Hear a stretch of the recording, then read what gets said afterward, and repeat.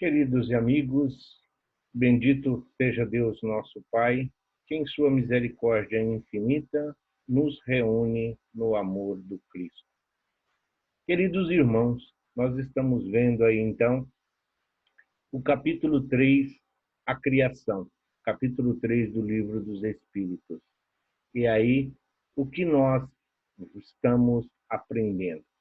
Entende-se por universo os astros e os mundos visíveis ou não, que se movem no espaço e tudo o que eles contêm, seres animados e inanimados, assim como os espaços, os fluidos que os cercam.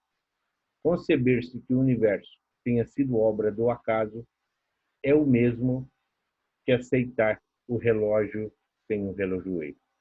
O universo por si só não se cria. O universo por si só não se faz. Então, temos aí uma inteligência suprema, causa primária de todas as coisas, que é de onde se originou. Ele é o criador de tudo isso. E hoje nós sabemos que já não existe o universo, mas sim o anverso.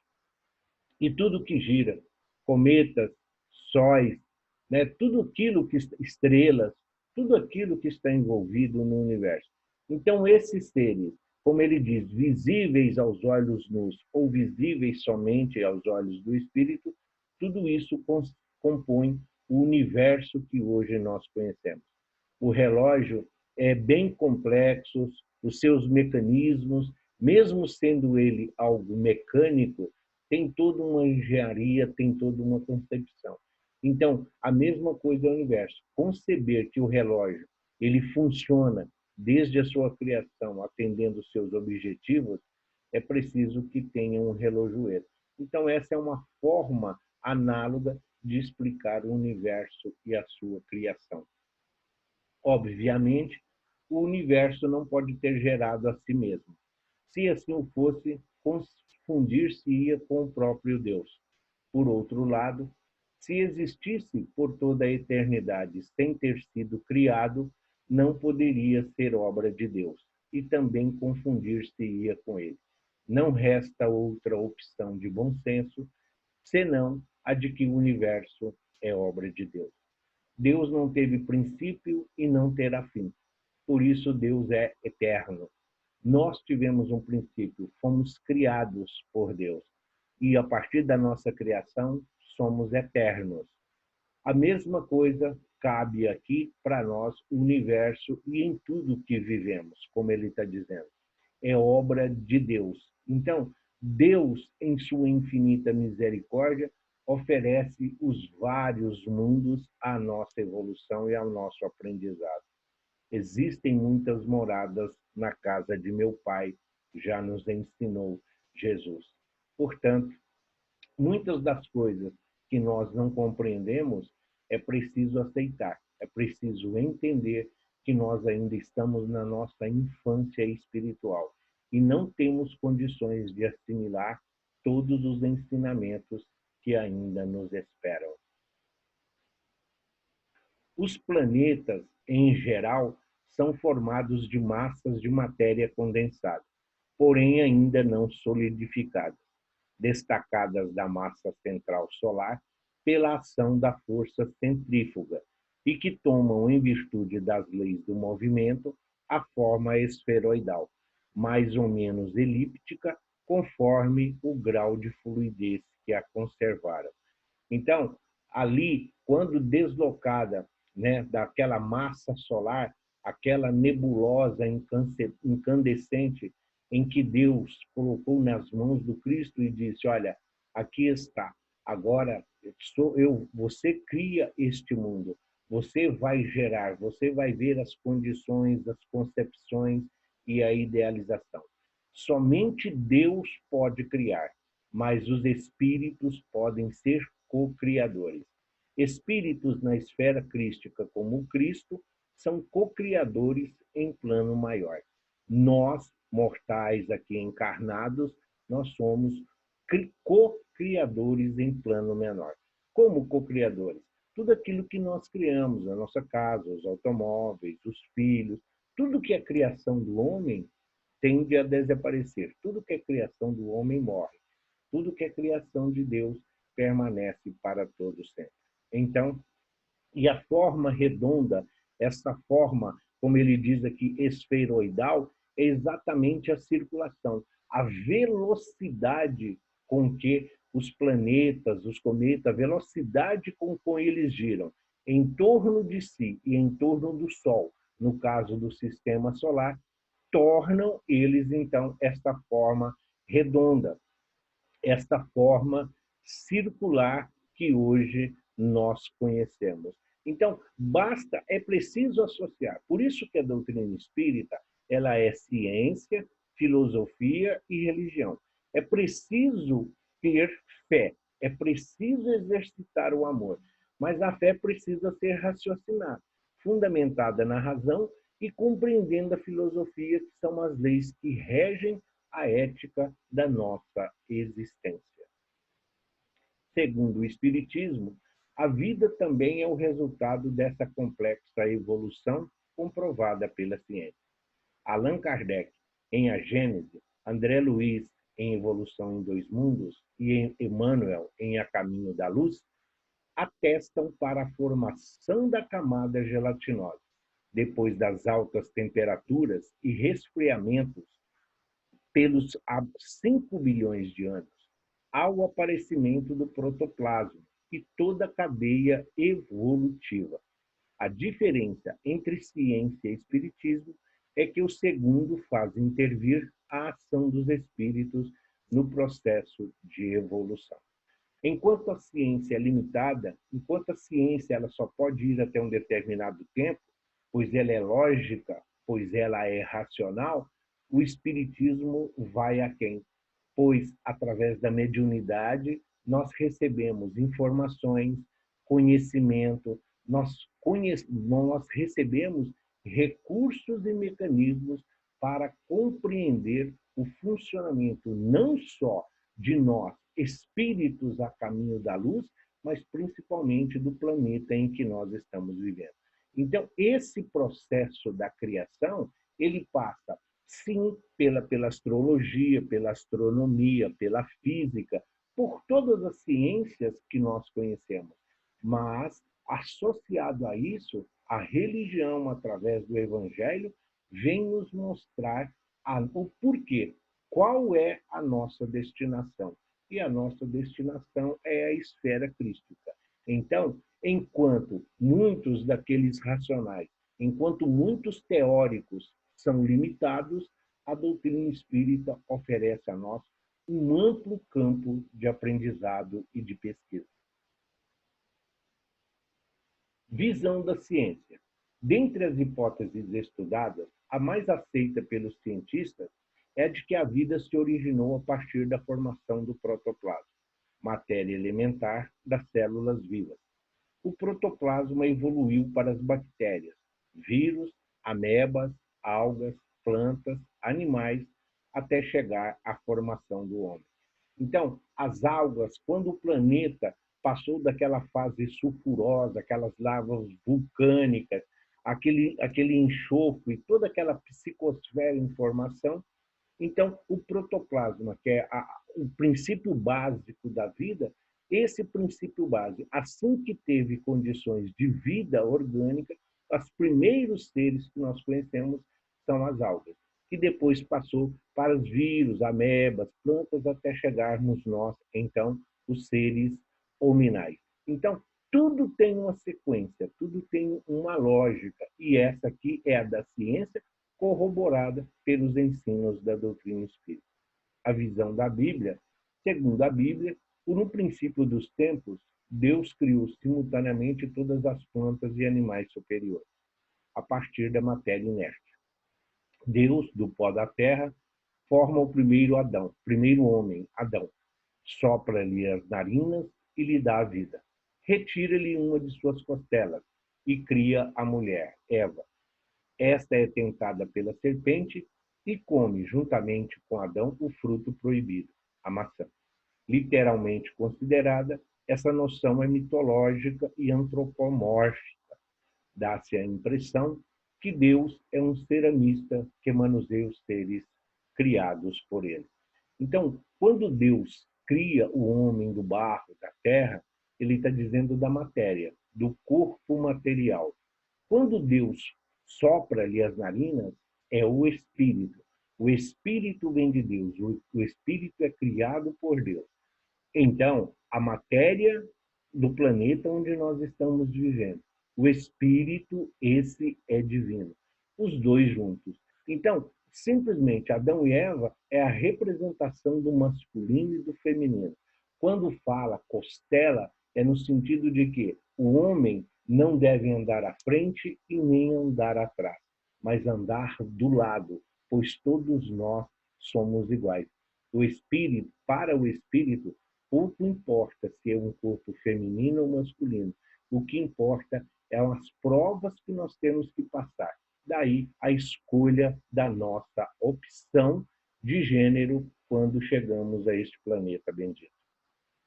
A visão do Espiritismo é através dos conhecimentos trazidos pelo Espiritismo quanto às relações do princípio material e espiritual, natureza da alma, criada simples e ignorante, sua união com o corpo, sua marcha na escala do progresso através de reencarnações e através dos mundos, libertação gradual da influência da matéria pelo livre-arbítrio, da causa de seus bens ou maus pendores, nascimento e morte, estado na erraticidade e da felicidade futura.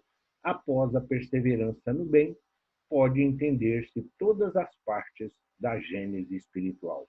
Então, como Kardec nos ensinou, como espíritos, aprendizes do Evangelho a caminho da luz, nós nascemos, crescemos, morremos e renascemos. É assim que tem que ser. Então, enquanto estamos aqui, nós estamos colocando em prática os ensinamentos recebidos na erraticidade. Então, recebemos ensinamento lá e viemos aqui para fazer a nossa prova, sob a direção dos supervisores e dos nossos dirigentes espirituais. O livre-arbítrio, depois da vida, é a maior concessão divina para todo o espírito.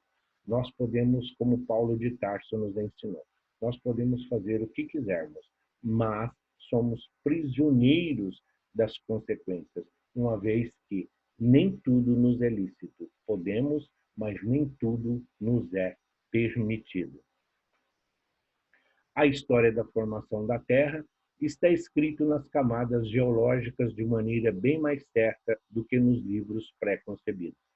Porque é a própria natureza que fala, que se põe a nu, e não a imaginação dos homens a criar sistemas. Sem as descobertas da geologia, como sem as da astronomia, a gênese do mundo ainda estaria nas trevas da lenda. Graças a elas, o homem conhece hoje a história da sua habitação, tendo desmoronado para não mais tornar a erguer-se a estrutura de fábulas que lhe rodeavam o berço. Então, vulcões, maremotos, terremotos, tsunamis, tudo isso, essas catástrofes naturais, esses flagelos naturais que nós conhecemos, tudo isso faz parte da formação da Terra. As placas tectônicas ainda estão se ajeitando. A Terra ainda é um planeta recém-criado. Se nós começamos no mundo primitivo e provas e expiações, seria a segunda escala gradual do planeta Terra. Nós estamos encaminhando para um mundo regenerador. Então, a Terra ainda está se ajeitando, os continentes, os planetas ainda estão se ajeitando. E tudo isso leva a uma série de fatores. É a lei da destruição que está contida nas leis morais que nós estudamos no Livro dos Espíritos. Então, nós saímos daquela idolatria, nós saímos daqueles ídolos e daqueles deuses mitológicos para uma realidade, onde a doutrina dos Espíritos, através dos benfeitores espirituais, nos explicam desde a nossa criação à nossa destinação. E assim, em cada etapa e em cada era, nós vamos aprendendo. E aprendendo com espíritos, nós vamos aprendendo a respeitar o planeta que nos acolhe, porque ele também está em formação. Então, é a partir daí que nós também estamos contribuindo para a evolução do nosso planeta, deixando-o melhor, adequadamente, para as nossas futuras encarnações, bem como para os espíritos que para cá estão imigrando para poder ajudar nessa transformação. No Livro dos Espíritos, no capítulo 8, da emancipação da alma e do sono e dos sonhos. Chama-se de emancipação da alma o desprendimento do espírito encarnado, possibilitando-lhe afastar momentaneamente do corpo. No estado de emancipação da alma, o espírito se desloca do corpo físico. Os laços que unem a matéria ficam mais tênues, mais flexíveis, e o corpo perispiritual age com maior liberdade. Então, durante o sono, que quem precisa de descanso é o corpo físico. O espírito não tem essa necessidade. Então, quando o corpo físico está se refazendo energeticamente, fluidicamente, o espírito fica ligado ao corpo estritamente pelos laços necessários. E nesse deslocamento, nesse desdobramento, o espírito consegue acessar, inclusive, informações, né, necessárias, tanto do nosso pretérito, como nós podemos ter aí como, né, preparar o nosso futuro, corrigir a nossa rota, corrigir aqui a nossa caminhada terrena. Então, o sono é uma necessidade do físico, mas para o espírito é uma oportunidade de rever amigos, instrutores, onde nós, de acordo com a nossa capacidade, com a nossa moral, com a nossa vivência, nós escolhemos para onde estamos indo. O sono é o estado em que cessam as atividades físicas motoras e sensoriais. Dormimos 1/3 de nossas vidas.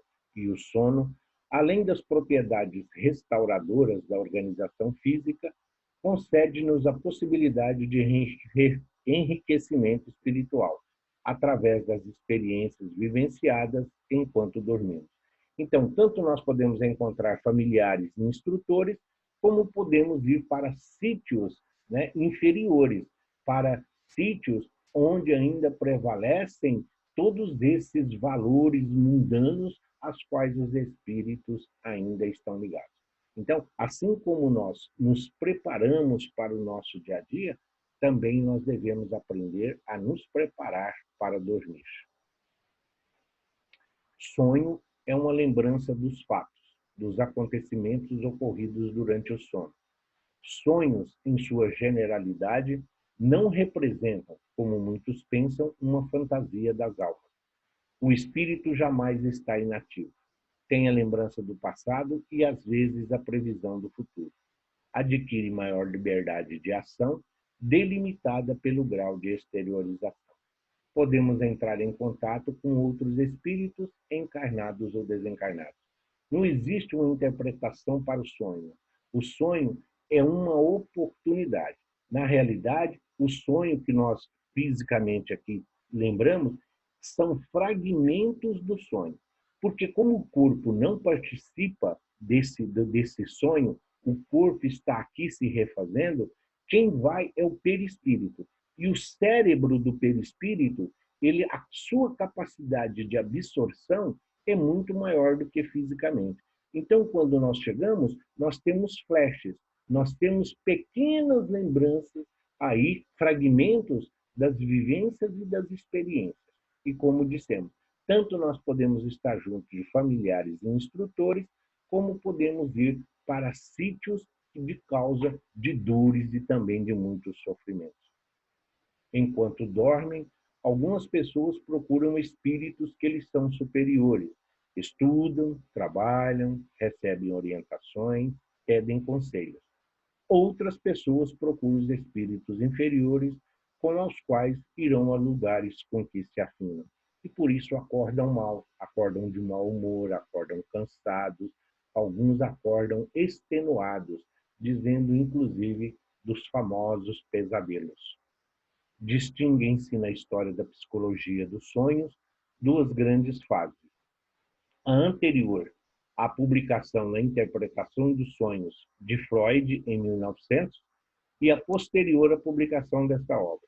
O critério delimitador é o método de associação que tornou possível o estudo interpretativo do conteúdo significativo do sonho. Então, Freud, dentro da psicanálise, ele explica exatamente essas situações. A importância do sonho. O sonho não é simplesmente algo que muitas pessoas dizem assim, eu não sonho. Todos nós sonhamos. O que acontece é que muitos não lembram. Muitos sonhos nem são permitidos por nós. Então, a literatura espírita ela é ampla nesse sentido. Nós temos sonhos premonitórios, nós temos sonhos restritivos, nós temos sonhos que são reprimendas, que são corretivos, tudo isso de acordo. E é essa situação. Então, antes de Freud, todo mundo queria adivinhar. Era muito mais uma atividade, era muito mais uma adivinhação do que propriamente um estudo. E aí, depois de Freud, então passou a catalogar. E a própria doutrina espírita trazendo a explicação para os sonhos. Para o espiritismo, o inconsciente freudiano é o subconsciente, definido pelo André Luiz como a sede dos hábitos e dos automotivos. O sonho se constitui das experiências que o espírito vive no sono.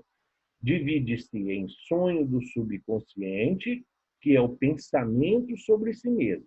É o reflexo daquilo que vivenciou durante o dia. Então, o sonho do subconsciente são as nossas experiências diárias. Exemplo, se depois de assistirmos a um filme de terror fomos dormir, poderemos sonhar com algumas dessas imagens. Então, se você discutiu, também você pode lembrar. Se você esteve com a pessoa amada, visitou um filho, também da mesma coisa. Os seus netos vieram até aqui, então tudo isso vai está no nosso subconsciente, é esse sonho. E ele se divide ainda em sonhos comuns e sonhos reflexivos. Isso tudo o sonho do subconsciente. Já o sonho real ou sonho espírita é o pensamento entrando em contato com as coisas do mundo espiritual.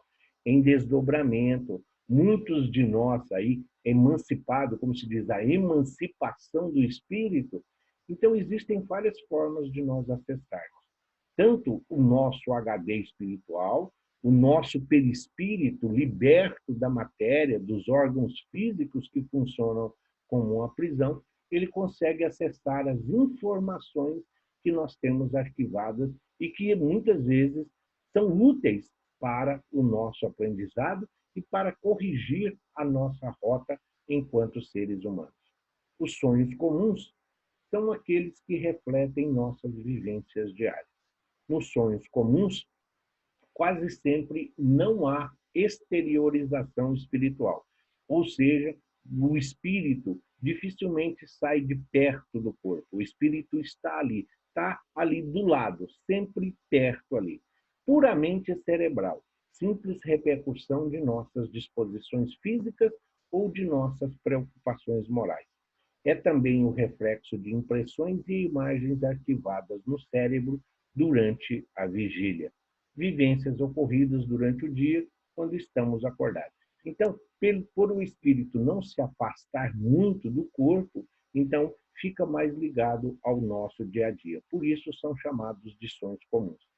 Por reflexivos, categorizamos os sonhos em que a alma, abandonando o corpo físico, registra as impressões e imagens arquivadas no subconsciente, inconsciente e superconsciente, e plasmadas na organização espiritual. Tal registro é possível de ser feito em virtude da modificação vibratória, que põe o espírito em relação com fatos e paisagens remotas, desta e de outras existências. A modificação vibratória, determinada pela liberdade de que passa a gozar o espírito no sono, o faz entrar em relação com os acontecimentos e cenas de eras distantes, vindo à tona em forma de sonho. Mentores espirituais poderão trazer acontecimentos de outras vidas, cujas lembranças nos tragam esclarecimentos e advertências. Então, é sempre um aprendizado, é sempre uma lição. quando ele fala abandonando o corpo físico. Então, nós vamos buscar naqueles arquivos, nós vamos buscar lá tudo aquilo que nós já vivenciamos, as nossas experiências, sejam elas boas ou ruins.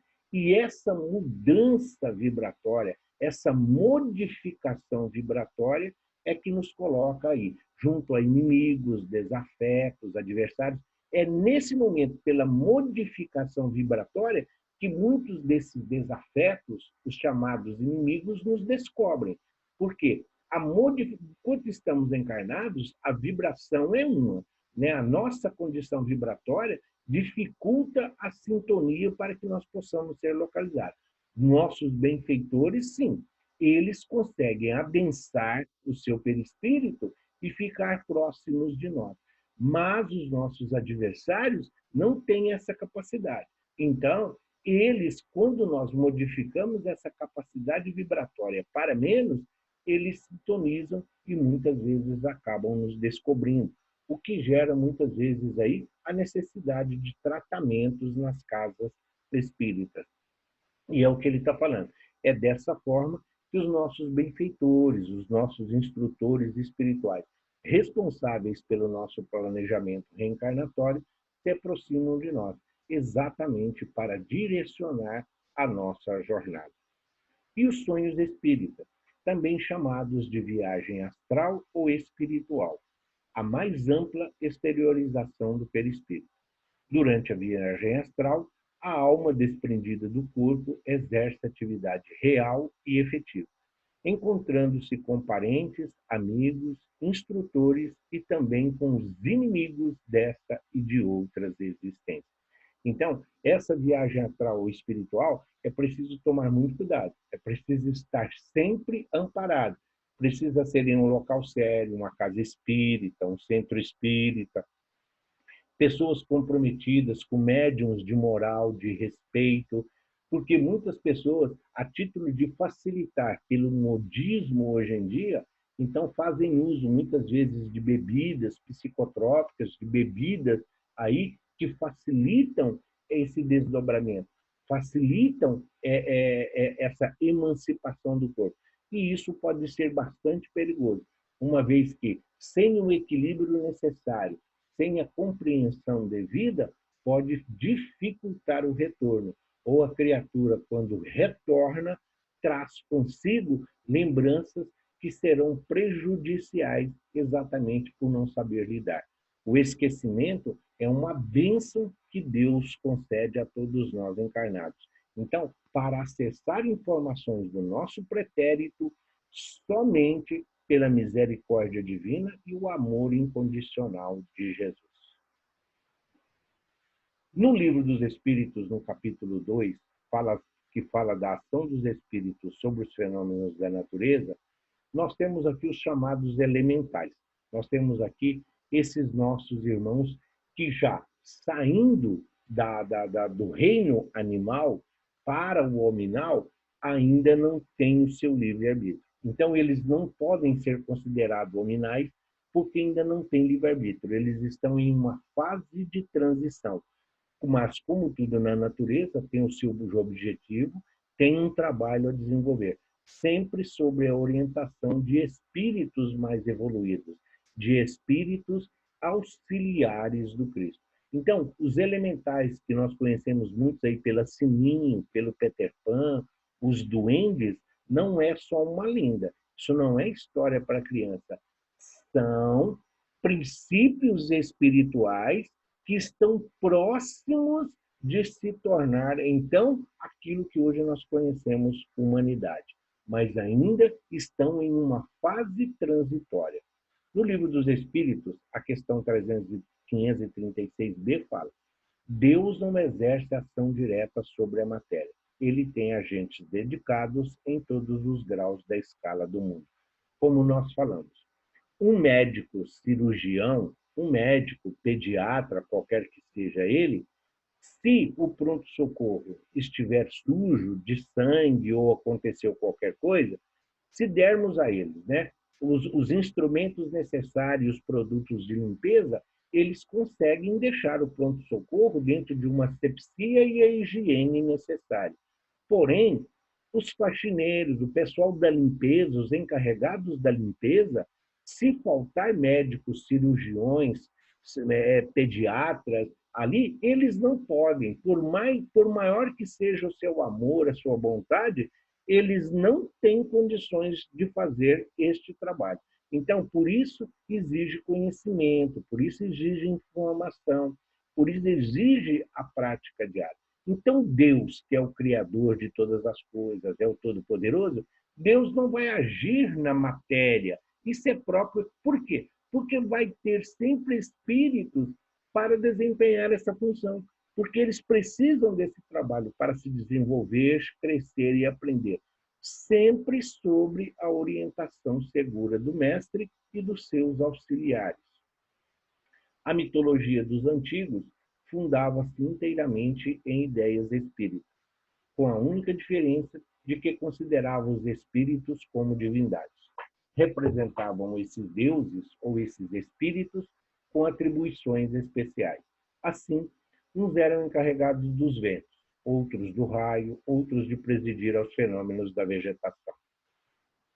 No Evangelho de Jesus, quando Jesus estava descansando na barca e a tempestade ameaçava e os apóstolos vão acordar, eles ficam ali encantados porque Jesus acalmou até a tempestade. Na realidade, Jesus, que é o nosso governador planetário, ele então se dirige aos responsáveis pela chuva, pelo vento, por esses fenômenos naturais, dizendo a eles: olha, segura um pouco. Jesus, então, eles entendem o pedido, atendem ao pedido de Jesus. Então, ali, os antigos, ou a mitologia grega, a mitologia romana, sempre tinha o deus do trovão, deus dos mares, deus da colheita, deus do vinho, deus do amor, deus da caça. Na realidade, o que existe são espíritos que são responsáveis por esses fenômenos. Chuva, vento, todos esses fenômenos naturais, né? Todos eles têm aí alguém que os dirige. E esses elementais, esses nossos irmãos e companheiros, que estão aí a caminho de se tornarem hominais, são eles os trabalhadores destas circunstâncias e desses fenômenos. Poderá, então, haver espíritos que habitem no interior da Terra e presidam aos fenômenos geológicos? Tais espíritos não habitam positivamente a Terra, presidem os fenômenos e os dirigem de acordo com as distribuições que têm. Então, eles não é que eles estão na Terra, muito menos no centro da Terra. A ideia que se tem do centro da Terra é porque muitos associam o inferno, por causa das chamas, do fogo, onde está ainda a Terra está em formação. Não, e o céu seria a morada dos deuses, dos eleitos, daqueles que já conseguiram a perfeição. Esses espíritos, eles estão sempre onde necessitam, mas não necessariamente no centro da Terra. Mas é preciso não esquecer de que eles estão sempre acompanhados de espíritos superiores que ensinam, que mostram e que aí supervisionam os trabalhos deles. Eles não têm livre-arbítrio, eles não sabem o que é bom, eles não sabem o que é ruim, eles não sabem o que é certo e o que é errado. Eles seguem as orientações. É como se fosse guardadas as devidas proporções, é como se fosse um animal. Se você tem um cão em casa, se você ensina ele a ser dócil, meigo, com todas as criaturas, qualquer pessoa que vem na sua casa, ele vai tratar dessa forma. Se você ensina ele a ser raivoso, se você ensina ele a ser feroz e a morder todo mundo, todos, inclusive você um dia pode sofrer as consequências daquilo que você condicionou a ele. Assim são esses nossos irmãos. Eles estão sempre acompanhados, pois precisam de orientação. Dia virá em que recebereis explicação de todos esses fenômenos e os compreendereis melhor. Da mesma forma que Jesus diz, lá quando ele fala que o Pai enviará um Consolador que nos explicará melhor as coisas e coisas que nós ainda não tínhamos condições de entender quando ele veio aqui entre nós. Da mesma forma agora. Não é porque nós estamos tendo acesso ao Livro dos Espíritos, a essas informações, que nós temos condições de entender tudo que está ali. Para isso é preciso esperar a ciência avançar, que a tecnologia se aperfeiçoe, como foi até hoje, para que nós possamos, no dia a dia, compreender isso. Está certo que lá nas regiões nórdicas, por exemplo, há um tempo atrás, as pessoas ainda pensavam que o trovão era Thor, o deus, né, da chuva, batendo o seu martelo, quebrando as pedras. Da mesma forma que nas nossas regiões ribeirinhas, muitas pessoas ainda acreditam que o boto cor-de-rosa vai vir na noite de lua cheia de sexta-feira, precisando de encarnadas virgens para satisfazer aí os seus desejos mais vivos. Então, nós precisamos sair dessas crendices e desses misticismos através da ciência, através dos ensinamentos que a doutrina dos espíritos nos permite. Serão seres à parte ou espíritos que foram encarnados como nós? Que foram ou que serão. Muitos deles cumprindo aí, né, os desígnios divinos. Aqueles que burlaram a lei divina, aqueles que foram imprudentes, aqueles que foram invigilantes, aqueles que cometeram crimes coletivos, muitas vezes vão parar nessas regiões. Mas muitos, a grande maioria, ainda estão nessa fase transitória. Então, muitos já foram, mas a grande maioria ainda está a caminho da humanidade. A produção de certos fenômenos das tempestades, por exemplo, é uma obra de um só espírito ou muitos se reúnem, formando grandes massas para produzi-los? Reúnem-se em massas inumeráveis. É lógico, se de repente o carro para na rua e você está sem combustível ou parou por qualquer problema mecânico, dependendo da posição em que ele está e da rua, você sozinho consegue empurrar. Mas, às vezes, você precisa de ajuda de outros, você precisa de mais força. Então, assim é em toda a nossa existência, assim é em todo o globo, é assim no universo. Ninguém está só. O próprio Cristo, quando aqui esteve, precisou de Maria, a sua mãe, precisou de José, o seu tutor, ele se fez acompanhar dos apóstolos, ele mesmo revelou a importância de João Batista. Então, se Jesus, a manifestação divina do amor, não prescindiu de auxiliares, por que nós queremos viver como se fosse uma ilha? Não, nós somos seres gregários e desde a nossa criação nós precisamos dos outros para a nossa evolução e o nosso crescimento. Nós só podemos desenvolver a caridade quando aprendemos a auxiliar, quando aprendemos a colaborar. Qual é o estágio evolutivo desses espíritos? Alguns são de elevada categoria, comandam os menos evoluídos, que eles submetem docilmente, elaborando em favor do progresso pessoal e geral, na condição de auxiliares daqueles que presidem os fenômenos da natureza. Numa casa espírita, nós temos a direção administrativa, nós temos direção de doutrina, nós temos direção de ensino, nós temos assistência social. Cada um está sob a direção e a supervisão de outro. E todos trabalham em conjunto. Todos trabalham para o bom funcionamento e o objetivo, que é atender às necessidades dos nossos irmãos.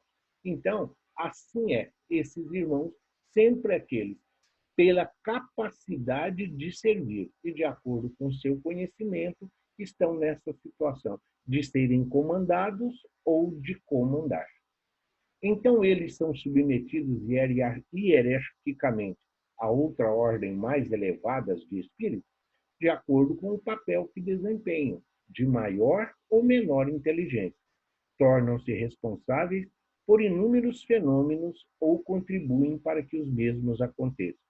Os que se fixam nas ocorrências inferiores, nas mais materiais, são, portanto, pela própria atividade que desempenham, mais atrasados, submetidos aos de grande elevação, que os comandam e que orientam.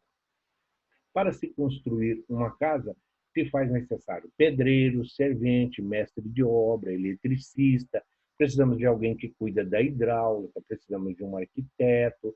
Então, tudo isso são pessoas.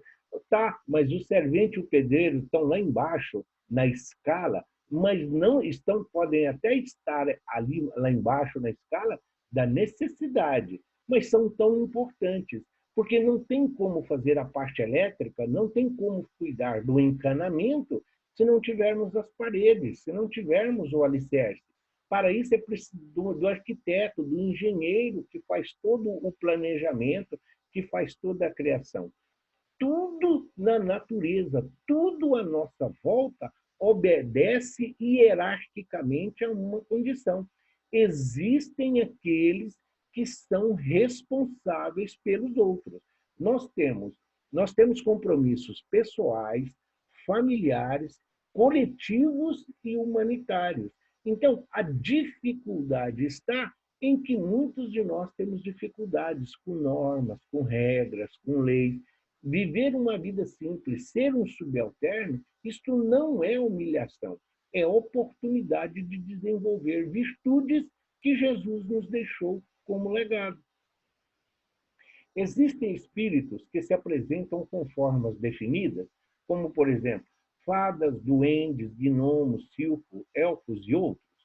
Alguns deles, senão a grande maioria dos menos evoluídos, que ainda não tiveram reencarnações na Terra, apresentam-se, não raro, com formas especiais, pequena dimensão, e que deu origem aos diversos nomes das sociedades mitológicas do passado. Acreditamos pessoalmente, por experiências mediúnicas, que alguns vivem os períodos intermediários entre as formas primitivas e hominais, preparando-se para futuras reencarnações humanas. Essa é uma resposta que o Divaldo deu a uma pergunta que lhe foi feita. Então, mediunicamente, quem trabalha mediunicamente já deve ter acesso, sim, a esses irmãos. Sentem a presença desses nossos irmãos, desses nossos companheiros no nosso trabalho, principalmente de desobsessão. Eles vêm acompanhando, muitas vezes, esses espíritos que estagiaram muito tempo nas trevas, esses espíritos que ficaram nos umbrais, nos abismos, por causa dos seus erros, por causa das suas falhas, principalmente pelo tipo de vida em que viveram somente das coisas mundanas e dos vícios. Então, muitas vezes eles se apresentam por ter modificado, por terem deteriorado o seu perispírito. Grande maioria desses que já tiveram encarnação na Terra ficam nessas condições. E é assim que eles se apresentam. Mas isso não é uma forma definida e muito menos definitiva. É uma forma temporária de acordo com a condição em que eles se apresentam. E que tarefas eles executam? Inumeráveis. Protegem os vegetais, os animais, os homens, contribuem para acontecimentos diversos, tempestade, chuvas, maremotos, terremotos, interferindo nos fenômenos normais da natureza sob o comando de engenheiros espirituais, que operam em nome de Deus, que não exerce ação direta sobre a matéria. Então, Deus, o Criador, Jesus, o co-criador. No nosso caso, Ismael, o protetor do Brasil. Então, em todas as circunstâncias da nossa vida, nós temos uma direção. Se vamos a um hospital, tem uma direção. Se vai a um supermercado, você tem um gerente. Se você vai fazer compra numa loja, você tem vendedores, você tem quem entrega, você tem quem empacota, você tem quem recebe. Em toda a nossa vida, nós vamos ter vários cargos, várias divisões, várias aí maneiras de aprender, de evoluir e de crescer. Então, esses nossos irmãos, eles trabalham, eles servem, por quê? Existem N formas. Tem aqueles que estão mais ligados ao reino vegetal, outros ao reino animal, ainda tem aqueles que cuidam do reino mineral. Então, sempre vai haver oportunidade de trabalhar e de servir. Jesus disse assim, que Deus, o Pai, ele fala, o Pai trabalha incessantemente, e ele também. Então, se Deus trabalha, Se Jesus trabalha incessantemente, por que que nós queremos tirar férias? Por que que nós precisamos descansar? Precisa de descanso o corpo físico, mas o espírito não. Então, enquanto o corpo repousa, vamos nos oferecer para continuar a estudar, a aprender e a servir. É assim que nós estamos mostrando a nossa gratidão. Os mais elevados já viveram na Terra, onde desenvolveram grandes aptidões. Os outros menos evoluídos reencarnarão-se-ão na Terra ou em outros mundos, após se desincumbirem de deveres que os credenciam, moral e intelectualmente, avançando sempre, porque essa é a lei. Aqueles que não terão, nem todos que estão nessa fase de elementais, vão se reencarnar na Terra. Isso não está escrito no Livro dos Espíritos, mas também não serão. Se eles não tiverem a oportunidade de reencarnar aqui como seres humanos, já na fase nominal, eles podem reencarnar num planeta primitivo, como foi aqui no planeta Terra. Quando os exilados de Capela, quando os capelinhos aqui chegaram e foram recebidos pelo Cristo, muitos de nós que aqui encontrávamos estávamos recém-saídos dessa fase de elementais. Tanto que o Emmanuel, no livro A Caminho da Luz, ele fala: o homem não desceu das árvores, se referindo aos macacoides, aos antropóides. Não, nós fomos nos melhorando ao contato com civilizações espiritualmente mais avançadas. Então, aqueles que não forem, que não reencarnarem na Terra, reencarnarão já em outros mundos, mas não precisarão começar lá do vegetal, do animal. Eles já reencarnarão lá na fase hominal, porém de espíritos primitivos, porque assim também foi para conosco.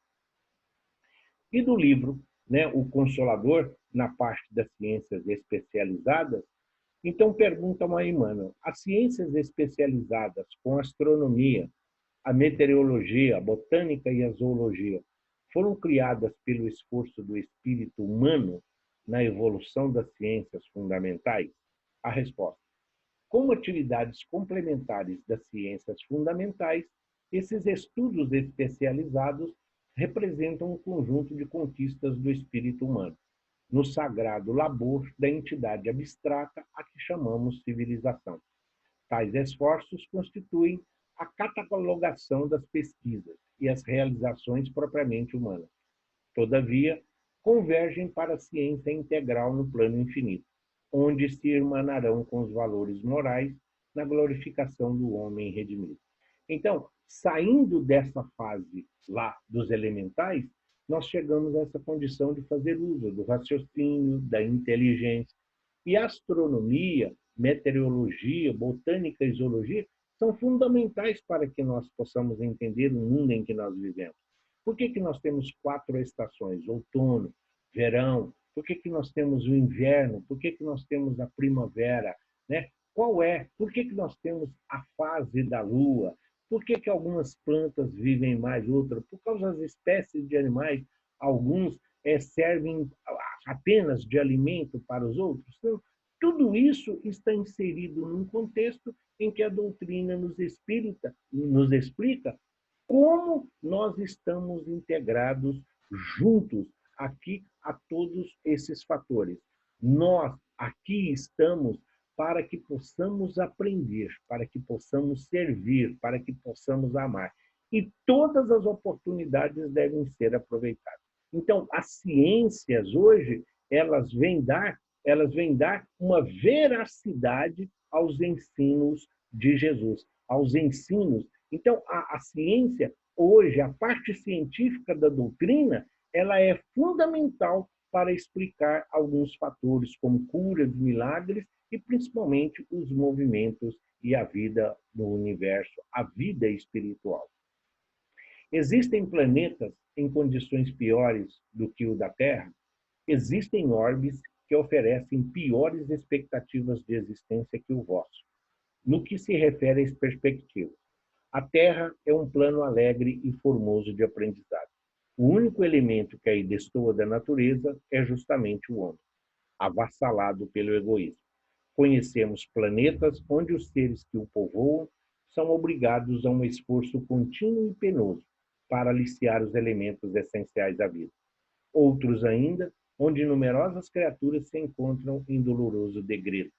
Entretanto, no vosso, sem que haja qualquer sacrifício de vossa parte, tendes gratuitamente céu azul, fontes fartas, abundância de oxigênio, árvores amigas, frutos e flores, cor e luz em santas possibilidades de trabalho, que o homem ha renegado em todos os tempos.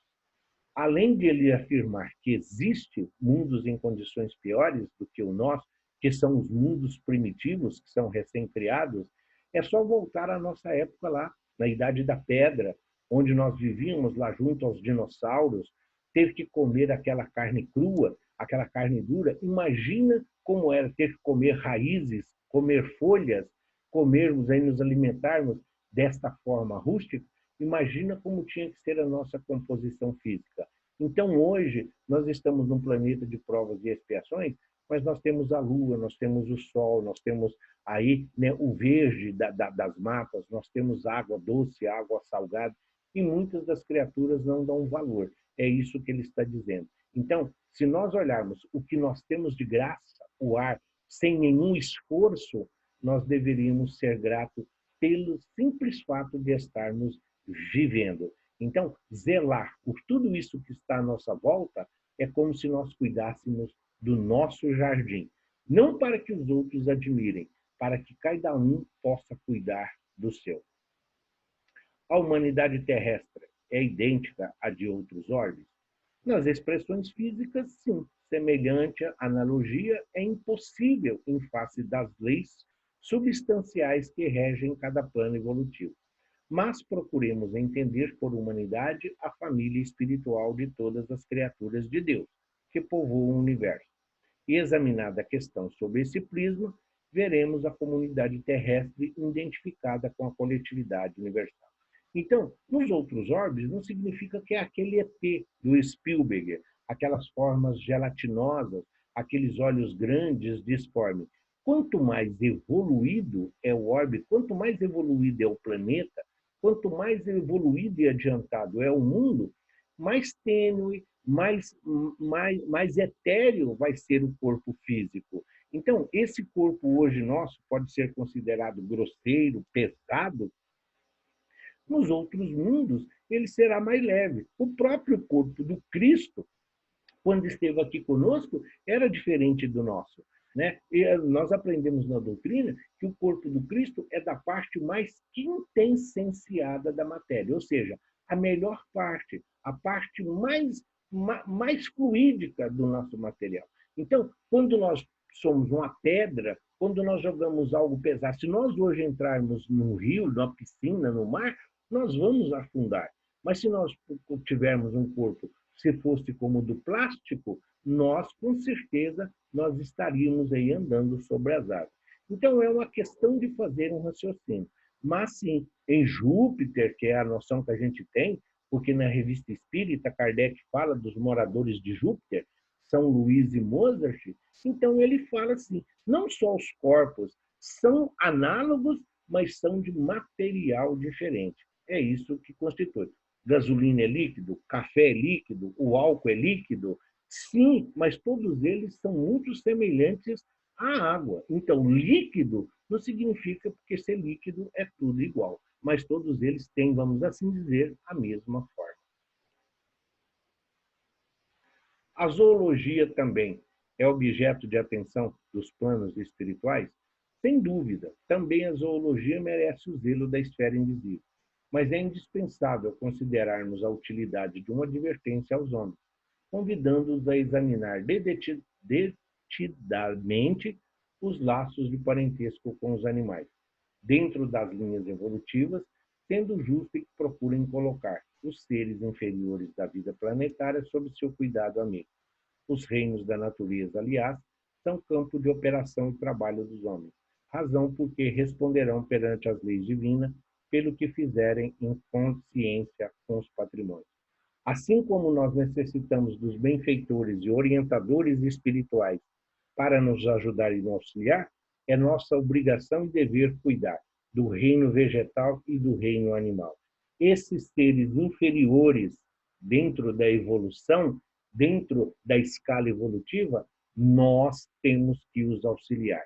Assim como precisamos de ajuda e de orientação, de proteção, nós também temos que fazer isso por todos esses irmãos e companheiros que caminham juntamente conosco. Nos mundos superiores, eles são auxiliares.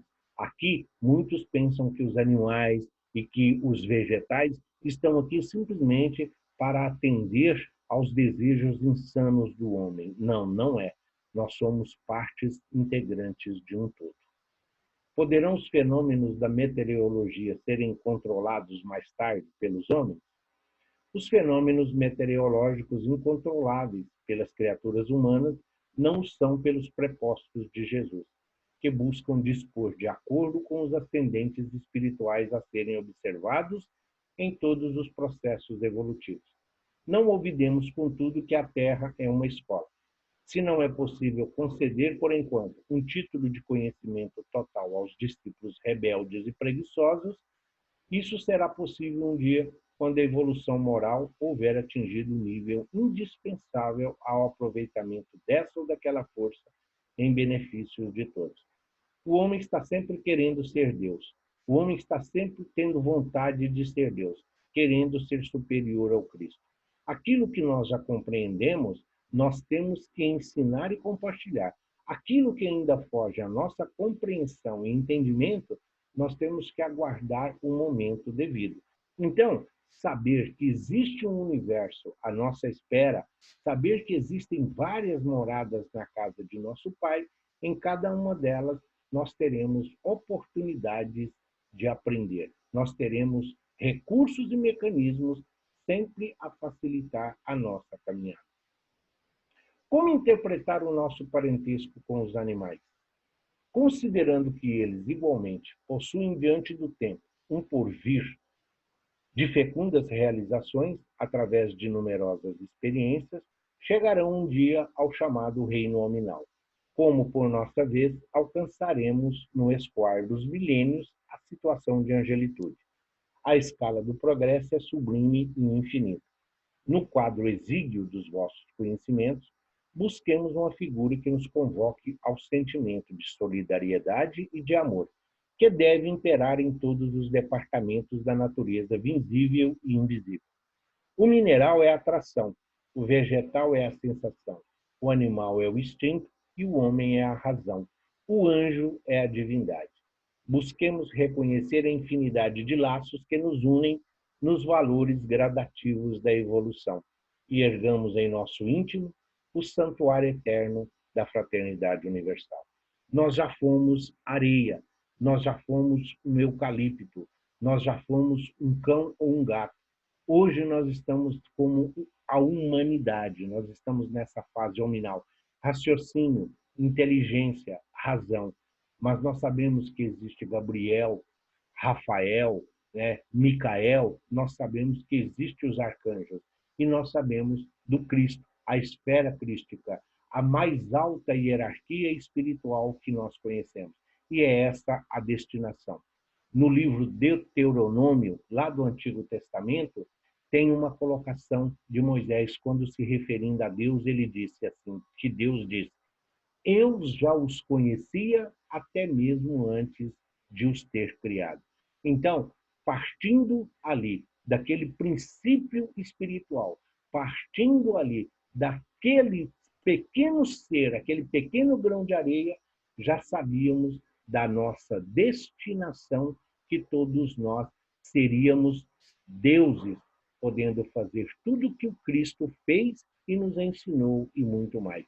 Mas isso requer bilhões e bilhões de anos.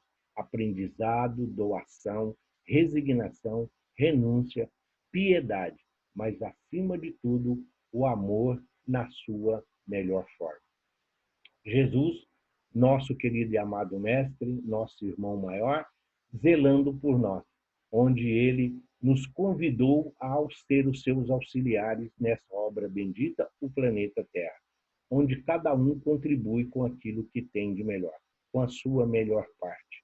A natureza representando aqui, os 4 elementos: a terra, o ar, o fogo, né? Então, tudo para nós é a razão da nossa existência. Esse magnetismo, esse fluido, essa energia, tudo isso que nós precisamos. Como integrar? Aprender, como diz o Emmanuel ali, nas ciências especializadas, né?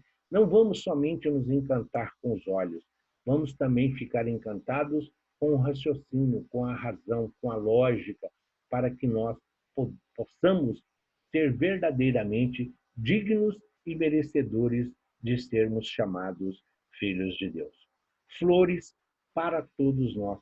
Flor é vida, é uma essência, é uma continuidade, é uma semente que cresce, é um botão que aparece, que desabrocha e que se tem vida. Mas por mais linda que a flor seja, ela precisa cair, ela precisa morrer para que o fruto, que é a razão da sua existência, possa servir ali de alimento e continuar a frutificar. Paz a todos os corações. Muito obrigado a todos pelo carinho, pelo afeto, pela paciência. Uma honra e um prazer muito grande estar com vocês.